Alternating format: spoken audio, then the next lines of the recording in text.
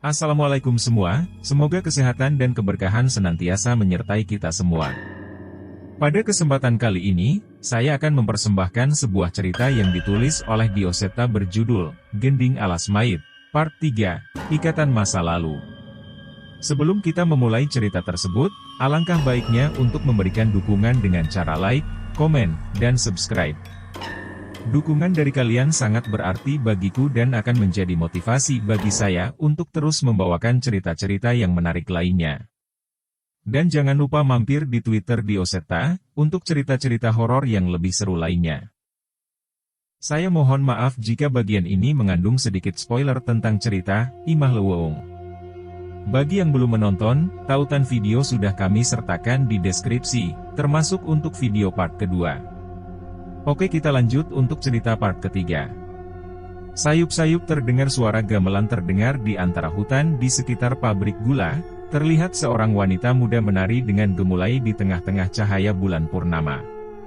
Tapi, dari mana asal suara gamelan itu? Tidak ada satupun tanda-tanda pemain maupun alat musik gamelan di sekitar sini.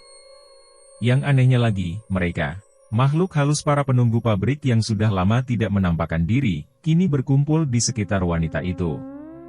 Aneh. Tidak, lebih tepatnya mengerikan. Tarian wanita itu semakin menggila.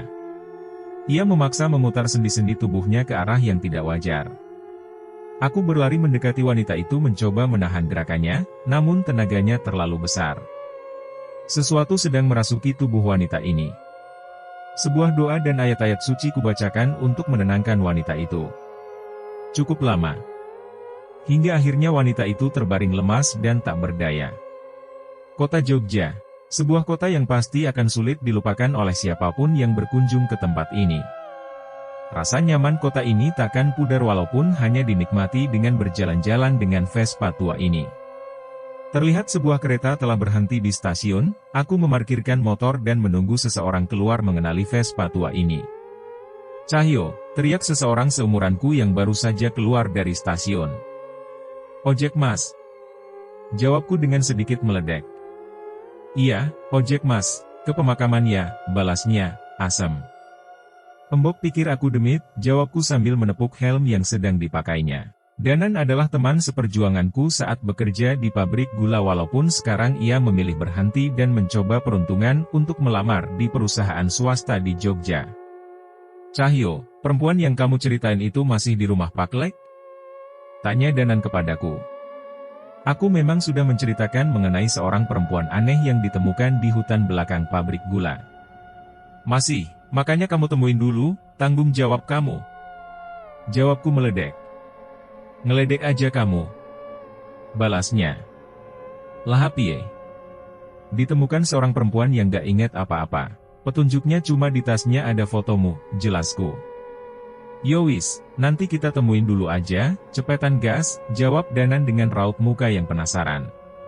Vespa tuaku laju dengan santai menuju ke rumah Pak Lek di Klaten, topik-topik ringan tak berhenti bermunculan saat perjalanan. Wajar saja, selama kejadian di Imah Leuweung kita hanya membahas masalah-masalah yang serius. Perjalanan yang harusnya cukup lama jadi terasa cukup singkat, tanpa terasa kami sudah sampai di rumah Pak Lek. Kulon nuwun. Aku mengetuk pintu rumah Pak Lek yang tak jauh dari rumahku. Seorang pria berambut putih terlihat buru-buru keluar membukakan pintu. Danan.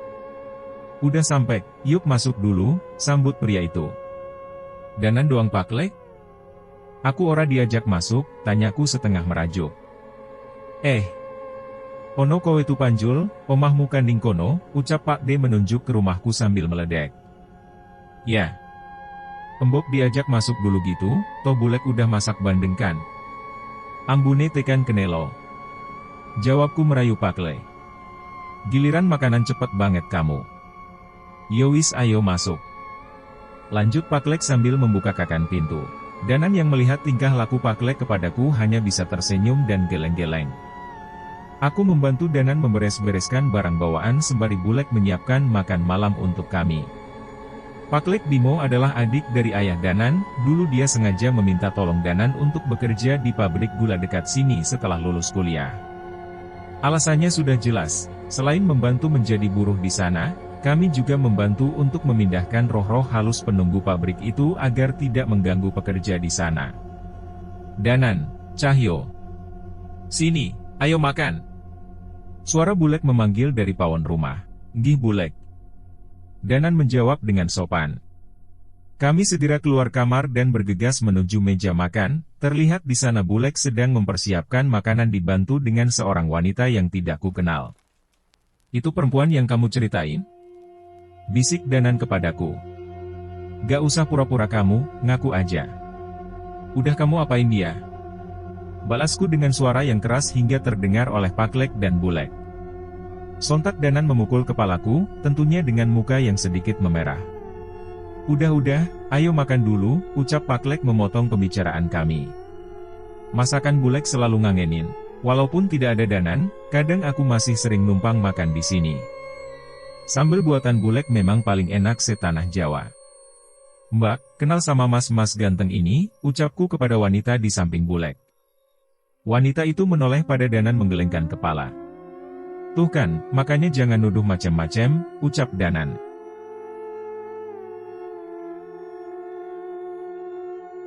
Lah itu. Dia bawa fotomu, coba mbak. Tunjukin ke Danan, ucap Cahyo. Wanita itu meninggalkan bangkunya, berlari ke kamar dan menunjukkan sebuah foto yang berisi gambar Danan sedang berpose di puncak Merapi, di baliknya tertulis Danan Jaya Sambara, Merapi 6 Juni 2016. Tuh kan, itu foto kamu kan? Mau alasan apa lagi kamu? Ucapku setengah meledek pada Danan. Namun Danan tidak merespon, ia mengambil foto itu dan melihatnya dengan tatapan serius. Foto ini. Aku ingat, aku mengirimkan foto ini ke seseorang di desa terpencil di lereng Merapi, ucap Danan. Pak Sardi. Iya. Aku mengirimkan foto ini saat berhasil mendaki ke puncak Merapi, setelah sebelumnya aku tersesat di desa Windualit. Danan terlihat serius, ia menoleh ke arah wanita itu seolah berhasil mengingat sesuatu. Sekar, jangan-jangan kamu Dek Sekar, tanya Danan kepada wanita itu.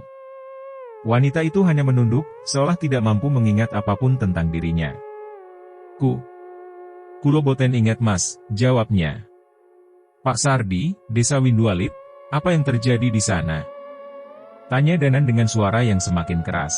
Sekar terlihat ketakutan seolah tidak mampu menjawab pertanyaan Danan. Bulek memeluk pundak Sekar, berusaha menenangkan Sekar yang berusaha keras mengingat sebisanya. Udah, selesaikan dulu makannya, habis ini kita kumpul di pendopo, ucap Paklek dengan tegas.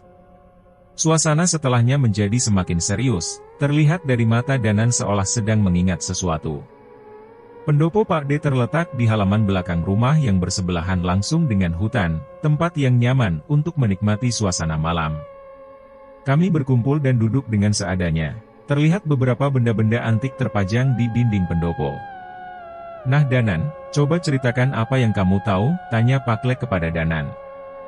Gih Paklek, dulu sewaktu saya lulus kuliah saya sempat tersesat ke desa Windualit di kaki Gunung Merapi. Ucap Danan memulai ceritanya tentang sebuah desa terpencil yang di luarnya terdapat sebuah hutan misterius bernama Alas Mayit. Danan menceritakan kisahnya saat mencoba membantu warga desa mencari seorang anak yang diculik makhluk halus ke dalam hutan, dengan bantuan Pak Sardi yang kemungkinan adalah ayah Sekar. Yois, besok kita ke sana aja, kita antar Sekar sekaligus kita cari tahu ada masalah apa di sana, ucapku kepada Danan. Jangan buru-buru, kamu ingat bagaimana kamu menemukan Sekar. Salah-salah kita bisa bernasib sama, ucap Pak D memperingatkanku. Sekar, kamu benar tidak ingat sama sekali soal desamu? Tanya Pak D pada Sekar. Wanita itu hanya menggeleng tanpa mengeluarkan sepatah kata pun. Nah kan, kalau begini bagaimana kita bisa dapat petunjuk, tanyaku pada Paklek. Paklek masih berusaha berpikir untuk menemukan sesuatu yang bias dijadikan petunjuk. Sebenarnya ada satu cara, tapi sepertinya cukup berbahaya, ucap Danan. Kami menoleh dan mulai memperhatikan Danan. Cahyo, kamu ingat Eyang Widarpa? Tanya Danan kepadaku. Maksudmu, demit kakek tua gila yang membantu kita melawan Brakaraswana? Jawabku memastikan kepada Danan. Iya, Aku baru ingat, di desa itu aku pertama kali bertemu dengan Eyang Widarpa, mungkin dia tahu sesuatu, lanjut Danan. Paklek mengernyitkan dahi, terlihat ia tidak mengerti dengan apa yang kami bicarakan. Waduh, repot juga ya. Nek Embok panggil terus dianya ngamuk bisa hancur satu desa, ucapku pada Danan. Paklek seolah mengerti sesuatu, ia masuk ke sebuah ruangan dan kembali keluar dengan membawa sebuah keris.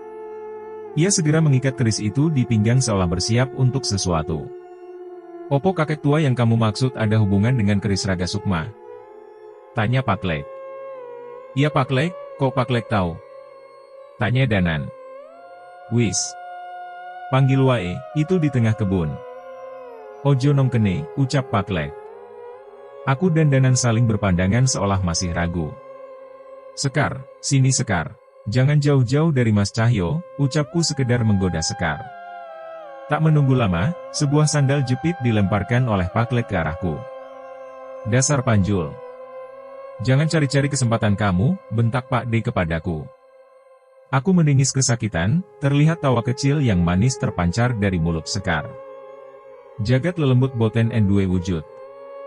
Kulo nimbali. Surga loka surga hayangan. Ketuh mulih sampun nampani. Tekan asa tekan sedanten. Sebuah mantra terdengar dari mulut Danan yang sedang berdiri di tengah kebun, terlihat sebuah keris telah tergenggam di tangannya. Rintik-rintik hujan mulai turun, terlihat sosok mengerikan muncul dari kegelapan hutan di belakang kebun Paklek. Kakek tua dengan rambut putih panjang berjalan dengan bungkuk menuju Danan. Bocah asu ratau sopan santun. Wis bosen urip? Ucap kakek itu sambil mendekat dan mencengkram kepala Danan.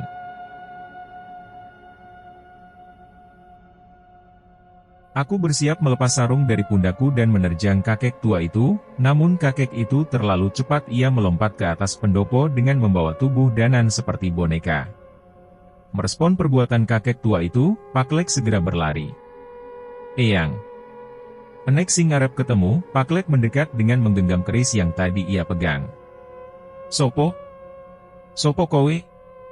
Ucap makhluk itu. Kulo Bimo Sambara. Sing arep ketemu ki, Nyai Suratmi. Ucap Paklek sambil menunjukkan keris itu kepada kakek tua itu. Terlihat kakek tua itu memperhatikan keris yang dibawa Paklek. Raut wajahnya berubah menjadi panik. Ia menjatuhkan Danan, dan aku segera menangkapnya. Ojo kowe celup demit wedokui. Kakek tua itu melompat menjauh dan mencoba bersembunyi. Danan kembali berdiri dan menghampiri Paklek. Nyai Suratmi ki sopo tu Paklek? Tanyaku pada Paklek. Paklek tak menjawab, ia hanya tersenyum seolah menahan tawa.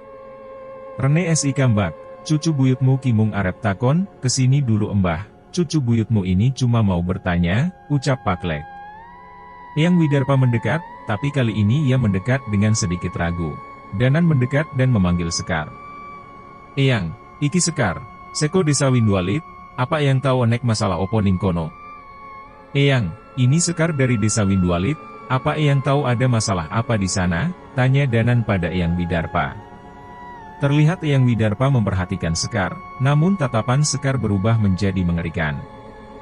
Hujan menjadi semakin deras, sayup-sayup terdengar suara gamelan yang tidak diketahui dari mana sumber suaranya. Merasa ada yang aneh, Eyang Widarpa segera membelakangiku dan Paklek. Heh! Bocah asu, Bimo.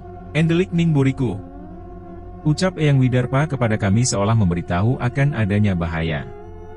Aku ora Embah? Ucapku. Ora usah, kowe sing nyeluk aku demit kakek tua gila kan, ucap kakek itu padaku. Aku menepuk dahiku, rupanya Eyang Widarpa mendengar perbincanganku dengan Danan tadi. Mata Sekar terlihat semakin terbelalak, ia mundur menjauh mendekat ke hutan membentuk sebuah tarian. Suara gamelan terdengar semakin cepat, lebih cepat dari saat pertama aku menemukan Sekar. Aku berlari menerjangnya, namun tenaga yang kuat muncul dari tubuh Sekar mendorongku menjauh. Kowe ora isa nolong bocah iki meneh, kamu tidak bias menolong bocah ini lagi, ucap Sekar dengan suara yang menyeramkan. Di tengah hujan deras, Sekar menari kesetanan mengikuti irama gamelan. Suara gong menggema begitu keras serentak dengan pinggang Sekar yang hampir patah karena memaksa memutar tubuhnya. Tolong, terdengar suara Sekar kembali seperti biasa namun terlihat tangis kesakitan dari matanya. Sekali lagi suara gamelan terdengar semakin cepat. Kami tahu akhir ini akan diakhiri dengan gong yang akan melukai Sekar. "Eyang," ucap Danan kepada kakek tua itu.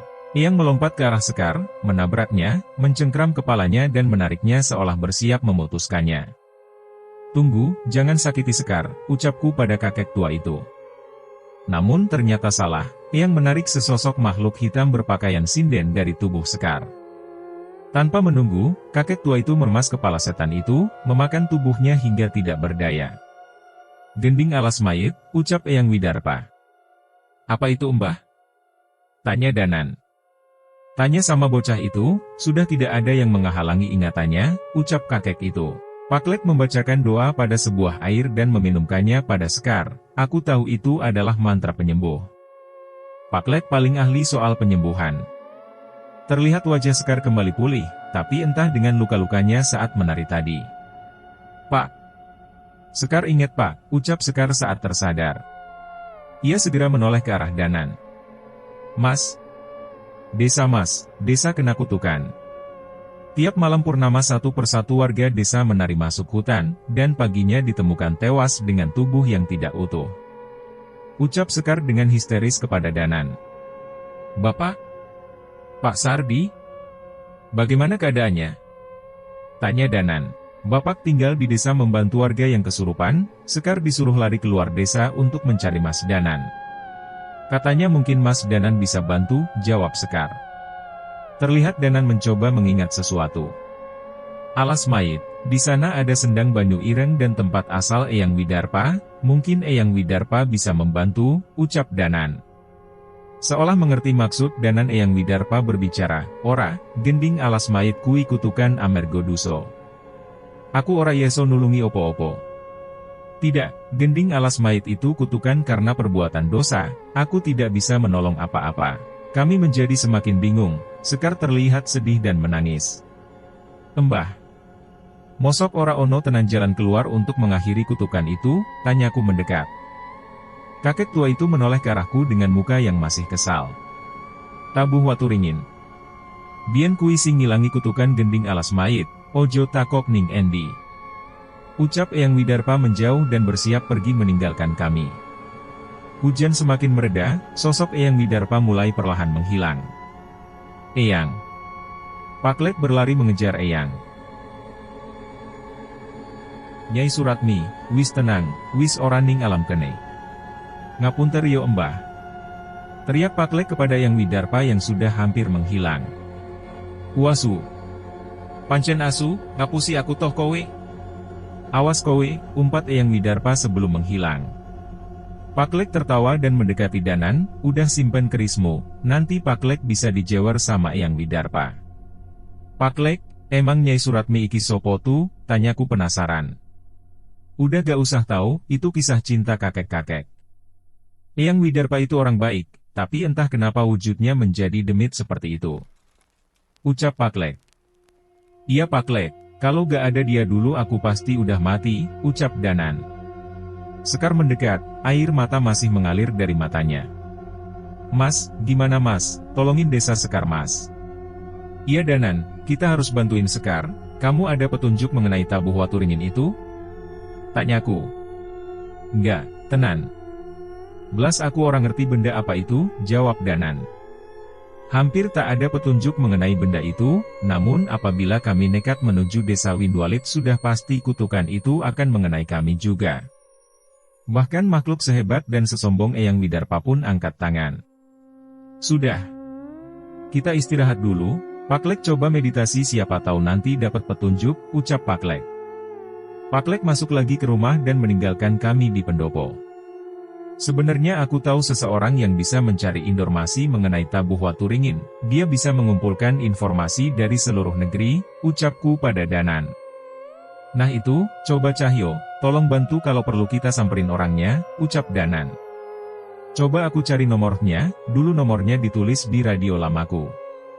Sempet telepon-teleponan beberapa kali, coba besok tak telepon," jawabku. Kami kembali ke dalam rumah, Danan terlihat sangat kelelahan. Wajar saja, dia baru datang dari luar kota dan sudah berurusan dengan hal seperti ini. Oh, iya Sekar, aku baru ingat. Gimana kabar Laksmi? Kok aku kangen ya sama dia? Tanya Danan.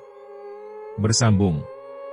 Tunggu kelanjutan ceritanya di bagian berikutnya, yang akan segera Mimin unggah dalam waktu dekat. Untuk video part sebelumnya, sudah Mimin taruh di dalam deskripsi. Serta ada juga cerita lainnya, yang tidak kalah bagusnya. Jangan lupa untuk like dan bagikan cerita ini kepada teman-teman dan saudara kalian, supaya channel ini terus berkembang.